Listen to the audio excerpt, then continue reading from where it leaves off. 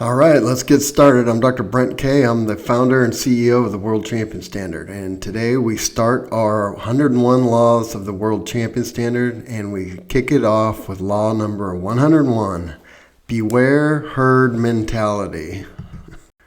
And what do I mean by that? Well, here's the herd. Average. Mediocrity. Mediocrity is defined as a reign of shuffling incompetency. And these people are not going to be happy with your desires and your goals and your push to become your very best self. Make no mistake about it. They are not going to be happy with you and your performance goals. Yeah, here's one on the loose. You better watch out. But make no mistake, they are a formidable opponent. And why? Because there's so many of them, and they're everywhere. And oftentimes it's your friends and family that are worse. That you make them feel less than. You make them feel small when you push yourself, when you constantly push yourself, when you push yourself to be your very best. But seriously, this is a real thing. And right here we've got an article. It goes through and looks at the social impact of the environment around you. And it has a significant impact. And so who you surround yourself with matters. So you got to be able to, leave the herd. You've got to be able to swim against the current. Because otherwise they will take you straight off the cliff, and they don't care. They want you to conform. They want you to be part of the group. Quit trying to step out and stand out and make them look bad. One of the things, they will fly you straight to the scene of the crash. Again, it's tough because in those groups, there's usually one very loud one. And keeping the followers in line, keeping everybody in check. And back to my favorite slide, 1 million people standing in line to get a batch of the snake oil. And this is the herd, and they follow. All the while over here, we've got the public library where all the information is, all the truth, and nobody's in line. Nobody's there. Nobody's in line.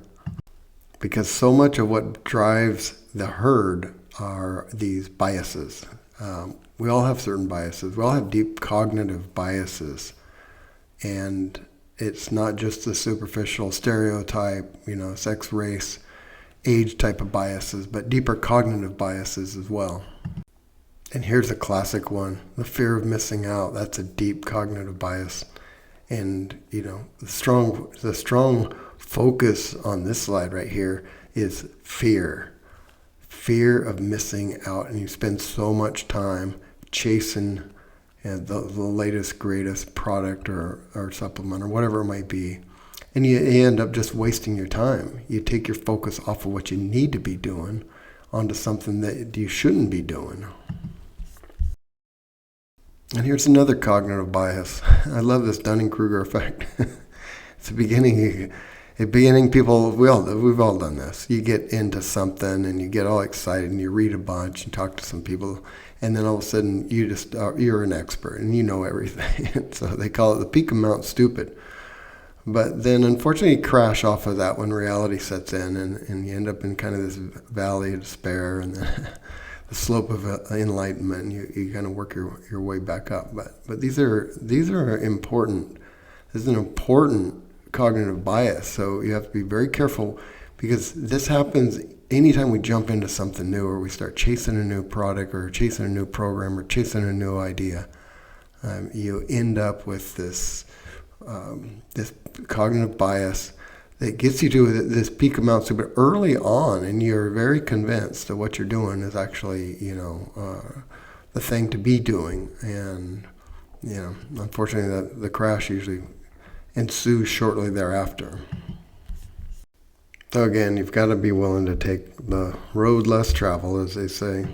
So it's important to understand this, because on your journey to be your best self, whether it's your best health, your best fitness, your best athletic performance, or even to be a world champion athlete, you've got to nurture those relationships that are important in your life, the close ones. It's just like here, you've got to nurture the relationship with your coach, or with your partner or your spouse or your closest friend or your training partner, or sometimes it's your competitors.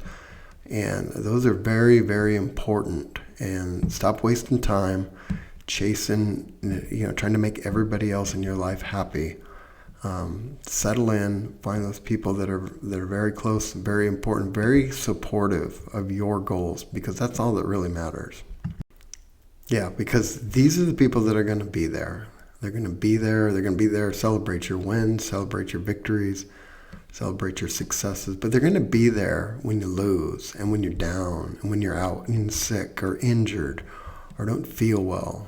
And these are the ones, the very few, they're going to be there, when things get tough. And I always like to put this in. So how do we combat the herd? How do we combat the incessant advertising and marketing for the latest gizmos, gadgets, supplements? Well, sit down and write and plan and look deep inside your program, the different aspects of your program. Here we have a training journal. It's just a pencil and paper is the best. Write it down. Write out your thoughts. Write out your plan. Write out your plan for the day. Write out your plan for the week. I like to do an audit. Audit yourself. Go through. Are you doing the things that you want to do to be your best? And this goes a long way. This we know works. This will make you better. And so sitting on the internet all day, chasing this, that, and the other, it's just folly. It's a waste of your time. Sit down, write out your plan, work your program, work yourself, and you will get better. Thanks for watching.